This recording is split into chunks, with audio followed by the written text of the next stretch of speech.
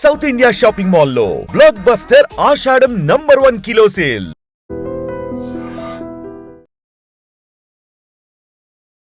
నమస్తే, welcome to I dream talking point with కవిత.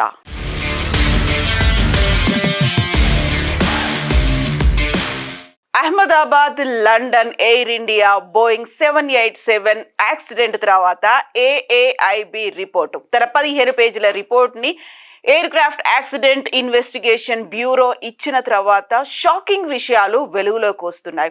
యాక్చువల్గా federal aviation administration FAAగా చెప్తుంటారు. ఇది ఏవియేషన్కి సంబంధించినటువంటి ఇన్ఫర్మేషన్స్ని అలర్ట్స్ని ఇస్తూ ఉంది. UKFAA ఈ బోయింగ్ 787కి సంబంధించి అందులో లోపాలు ఉన్నాయి అనేటువంటి విషయాన్ని మే 15నే బోయింగ్కి అలాగే ఎయిర్ ఇండియాకి కూడా మెయిల్స్ చేసింది. కరెక్ట్గా నెల రోజులకే అక్కడ యాక్సిడెంట్ అనేది జరిగింది. దీంతో పాటుగా జూలై 12న యాక్సిడెంట్ జరిగితే జూలై 11న యుఎస్కి చెందినటువంటి FAA కూడా బోయింగ్కి అదే మెయిల్ని పంపించింది. అక్కడ ఉన్నటువంటి బటన్స్ని చెక్ చేసుకోండి, ఫ్యూయల్ స్విచ్ ఆఫ్ స్విచ్ బటన్ని చెక్ చేసుకోండి, ఇంజన్కి ఇంధనం అందకపోవడం వల్లే యాక్సిడెంట్ జరిగింది అనే విషయాన్ని.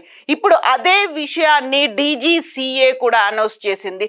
డైరెక్టర్ జనరల్ సివిల్ ఏవియేషన్ కూడా రైట్ టు ఇన్ఫర్మేషన్ యాక్ట్ కింద వివరాల్ని వెల్లడించింది. యాక్చువల్గా మేడే కాల్ అనేది పైలట్లు తీసుకున్నారు. మేడే మేడే మేడే అంటూ ATCకి 3 సార్లు సమాచారాన్ని అందించారు. ఆ తర్వాత వెంటనే కుప్పకూలిపోయింది ఎయిర్ ఇండియా విమానం.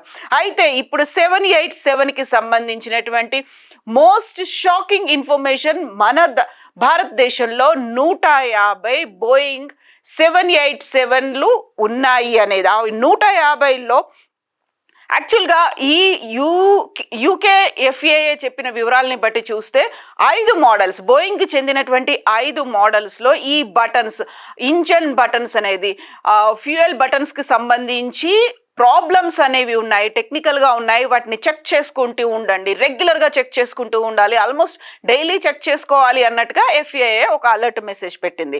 ఇక కేవలం ఎయిర్ ఇండియా లండన్ గాట్విక్ వెళ్తున్నటువంటి ఆ విమానమే కాదు, మన దగ్గర 150 బోయింగ్లు అనేవి ఉన్నాయి. అవన్నీ కూడా 787లు ఉన్నాయి. ఇందులో మోర్ దాన్ 150 బోయింగ్స్ 737 అండ్ 787లు ఉన్నాయి.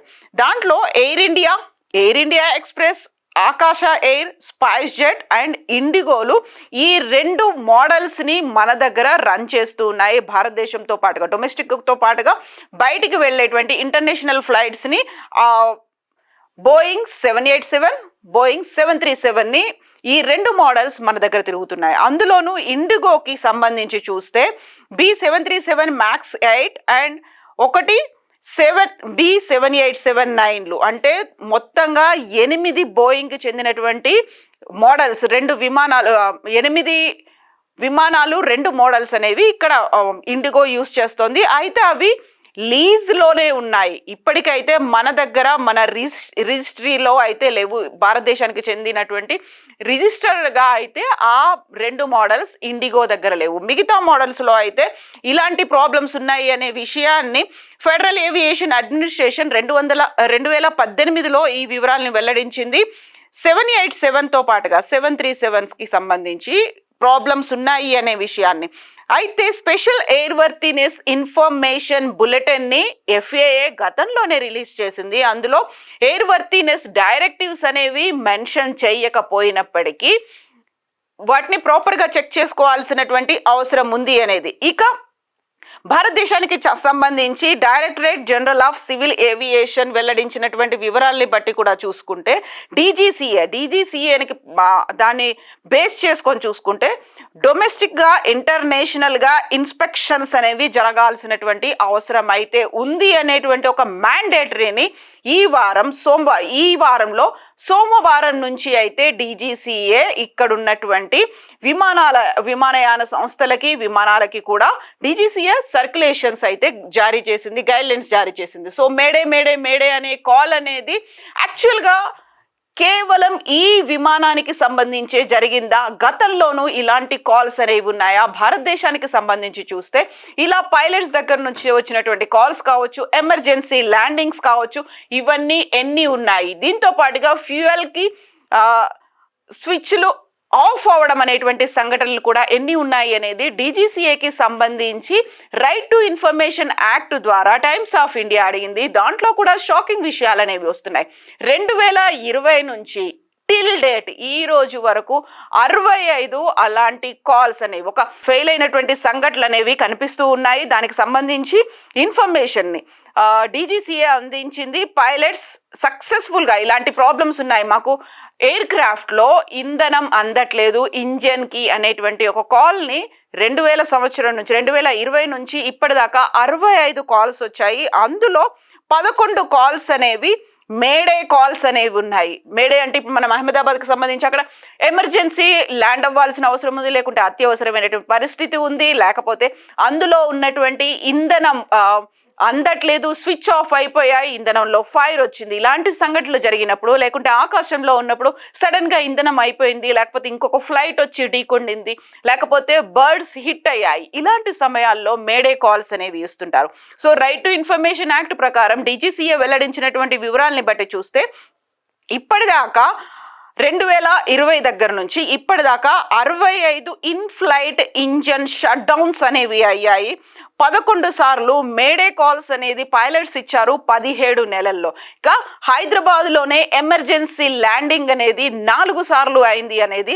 ఎవ్రీ మంత్ ఒకసారి ఇలాంటి ఫెయిల్యూర్స్ వార్తలు డీజీసీఏకి వస్తున్నాయి. ఫెయిల్యూర్కి సంబంధించి కాల్ అనేది డీజీసీఏ రిసీవ్ చేసుకుంటుంది అనేది డీజీసీఏ వెల్లడించినటువంటి రైట్ టు ఇన్ఫర్మేషన్ యాక్ట్ ద్వారా వచ్చినటువంటి సమాచారం. అంటే ప్రతి నెల ఒక ఇంజన్ ఫెయిల్యూర్ అనేది అయితే జరుగుతోంది. ఇక దీంతో పాటుగా మనకి ఇంటర్నేషనల్ స్టాండర్డ్స్లో మనం ఎక్కడున్నాము అనే దాన్ని బట్టి చూస్తే భారతదేశం ఇంటర్నేషనల్ సివిల్ ఏవియేషన్ ఆర్గనైజేషన్కి సంబంధించి చూస్తే 48th ర్యాంక్లో భారతదేశం ఉంది. అక్కడ ఉన్నటువంటి ఎమర్జెన్సీ సిచ్యువేషన్స్ కావచ్చు, క్రిటికల్ కండిషన్స్ కావచ్చు, వాటిని హ్యాండిల్ చేయడంలో భారతదేశం ఇంటర్నేషనల్ సివిల్ ఏవియేషన్ ఆర్గనైజేషన్ ర్యాంకింగ్లో 48వ ప్లేస్లో ఉంది. సో ఇంకా మనం స్టాండర్డ్స్ని మెరుగుపరుచుకోవాల్సినటువంటి అవసరం అయితే చాలా ఉంది అని ఎయిర్లైన్ పైలట్ అసోసియేషన్స్ అయితే చెప్తున్నాయి. అందులో భారతదేశానికి చెందినటువంటి దాదాపు 800 మంది పైలట్లు సభ్యులుగా ఉన్నారు. ఇది అంతర్జాతీయంగా కూడా ఉంది. ఇంటర్నేషనల్ ఎయిర్లైన్ పైలట్ అసోసియేషన్ అనేది ఉంది. దాంట్లో 1,00,000 మందికి పైగా పైలట్లు అందులో సభ్యులుగా ఉన్నారు. దాదాపు 100 దేశాల్లో ఈ ఇంటర్నేషనల్ ఎయిర్లైన్ పైలట్ అసోసియేషన్ అనేది విస్తరించి ఉంది. సో మన దగ్గర ఉన్నటువంటి 800 మంది పైలట్లు ఎయిర్లైన్ పైలట్ అసోసియేషన్లో మెంబర్లుగా ఉన్నారు. వాళ్ళ దగ్గర నుంచి వస్తున్న దాన్ని బట్టి చూస్తే, ఎక్స్పర్ట్స్ చెప్తున్న దాన్ని బట్టి చూస్తే మన దగ్గర ఇంకా స్టాండర్డ్స్ అనేవి ఇంకా మెరుగుపరుచుకోవాల్సినటువంటి అవసరం అయితే ఉంది. ఇప్పటికైతే 48th ప్లేస్లో ఉంది. Civil aviation requirement circulars, aeronautical information circulars and public notices ఇవన్నీ ఇంకా డెవలప్ చేయాల్సినటువంటి అవసరం అయితే ఉంది. ఇప్పటికైతే డీజీసీఏ అయితే ఎయిర్లైన్ సంస్థలకైతే మండే నుంచి ఒక మ్యాండేటరీగా ప్రతి ఒక్క బటన్ని చెక్ చేసుకోవాలి. ప్రధానంగా ఇక్కడ ఈ 2 బటన్లకి సంబంధించి ప్రమాదం జరిగింది అనుకున్నప్పుడు fuel control run and cut off మోడ్లో ఉంది. సో ఐడెంటిఫై చేసినప్పుడు అది కట్ ఆఫ్ మోడ్లో ఉంది అని ఏఐబి రిపోర్ట్ అయితే ఇచ్చింది. కాబట్టి వీటిని ఖచ్చితంగా మ్యాండేటరీగా ప్రతిసారి ఫ్లై చేసే ముందు చెక్ చేసుకోవాల్సినటువంటి అవసరం ఉంది అనేది డీజీసీఏ ఒక మ్యాండేట్ని అయితే అందరికీ పంపించింది. రూల్స్, రెగ్యులేషన్ని, సర్క్యులేషన్ని అయితే పంపించింది. ఓవరాల్గా ఇప్పటికైతే ఒక 11 ఫ్లైట్స్ అనేవి, ఒక డిస్ట్రెస్ కాల్స్ అనేవి, ఒక మేడే కాల్స్ అనేవి వచ్చాయి. సో వాటి డైవర్షన్ అయినా అవుతుంది, లేకపోతే ఇమ్మీడియట్గా అక్కడికక్కడ ల్యాండ్ అవ్వాల్సినటువంటి అవసరం, దగ్గరలో ఉన్నటువంటి ఏదైనా ఎయిర్పోర్ట్లో ల్యాండ్ అవ్వడం, ఇలాంటివన్నీ ఇప్పటికీ 65 సార్లు అయ్యాయి అనేది అయితే ఒక డీజీసీఏ వెల్లడించినటువంటి వివరాల్ని బట్టి అయితే ఉంది. బట్ ఇప్పుడు ఏఐబికి ఇచ్చినటువంటి 15 పేజీల రిపోర్ట్లో పైలట్లకు సంబంధించినటువంటి లాస్ట్ కాల్ని మాత్రమే దాంట్లో మెన్షన్ చేశారు. కాల్ వాయిస్ రికార్డర్లోకి సంబంధించి సివిఆర్లో వచ్చినటువంటిది. ఓవరాల్గా 25 సెకండ్స్ ఏమైంది? దీంతో పాటుగా కేవలం పైలట్ల తప్పు మాత్రమే ఉందా? బోయింగ్కి సంబంధించి బోయింగ్ 787లో ముందు నుంచి అలర్ట్ మెసేజ్లు అనేవి వస్తున్నాయి. దాంట్లో కొంచెం డిఫాల్ట్ అనేది ఉంది బటన్స్కి సంబంధించి. వీటన్నిటికీ ఇన్ఫర్మేషన్ అనేది ఒక detailed in depth investigation report ఎప్పటి వరకు వస్తోంది? ఆ సమాచారం అయితే DGCA దగ్గర నుంచి లేదు. బట్ AIB రిపోర్ట్ మాత్రం, ఏదైనా ఇంత పెద్ద యాక్సిడెంట్ జరిగినప్పుడు ఒక రిపోర్ట్ అనేది రావాలి కాబట్టి, యాక్సిడెంట్స్ అనేవి ఎలా జరిగాయి అనేది ఇన్వెస్టిగేషన్ బ్యూరో రిలీజ్ చేయాలి కాబట్టి, అది కూడా 30 డేస్లోనే, ప్రమాదం జరిగినటువంటి 30 డేస్లోనే రావాలి కాబట్టి AIB తన 15 పేజీల రిపోర్ట్ని పెట్టింది. దాని మీదే ఇప్పుడు బయాస్డ్గా ఉంది, పారదర్శకత లోపించింది అనేది అటు బాధిత కుటుంబాలు, ఇంక్లూడింగ్ యూకేలో ఉన్నటువంటి 52 మంది బ్రిటిషర్లు చనిపోయారు ఈ విమాన ప్రమాదంలో. దాంట్లో 20 మంది ఫ్యామిలీ మెంబర్స్ కూడా ఇదే విషయాన్ని చెప్తూ ఉన్నారు. కాబట్టి బోల్డ్ అంతా ఇన్వెస్టిగేషన్ అయితే ఇన్ డెప్త్గా జరగాల్సినటువంటి అవసరం ఉంది. బట్ ఆ ఇన్ఫర్మేషన్ని, రిపోర్ట్ని ఎప్పుడు వెల్లడిస్తారు? ఉన్నటువంటి డౌట్స్ ఏవైతే కన్సర్న్స్ ఉన్నాయో అవన్నీ కూడా క్లియర్ అవుతాయా లేదా? బట్ మన దగ్గర ఉన్నటువంటి ఇంటర్నేషనల్గా చూస్తే 48th ర్యాంక్లో ఉన్నాం కాబట్టి ఇంకా మెరుగుపరుచుకోవాల్సినటువంటి అవసరం అయితే ఉంది అనేది ఏవియేషన్ ఎక్స్పర్ట్స్ చెప్తున్నటువంటి మాట. యాక్చువల్గా మీరేమనుకుంటున్నారు? మీ అభిప్రాయాల్ని కామెంట్స్ రూపంలో తెలియచేయండి. నిజంగా ప్రస్తుతం ఉన్నటువంటి సమాజం దేనికి ప్రయారిటీ ఇస్తుంది? ఆర్థిక సంబంధాల చుట్టూ మాత్రమే తిరుగుతోంది. మళ్ళీ ఎన్నికలంగానే చాలా విరక్తి కలుగుతాను. మంచి అనిపిస్తుంది కదా, లేడీస్ కూడా ఛాలెంజింగ్ జాబ్స్ చేసినప్పుడు చాలా బాగుంటది. ట్రాఫిక్ అసిస్టెంట్స్ గా నియమించిన ట్రాన్స్జెండర్స్ అందరితో సాల్యూట్ చేయించుకుంటున్నారు. ఫుడ్ డెలివరీ ఇవ్వటానికి వెళ్ళినటువంటి డెలివరీ బాయ్ అనిల్ పై కళ్ళ ముందు పెళ్ళండి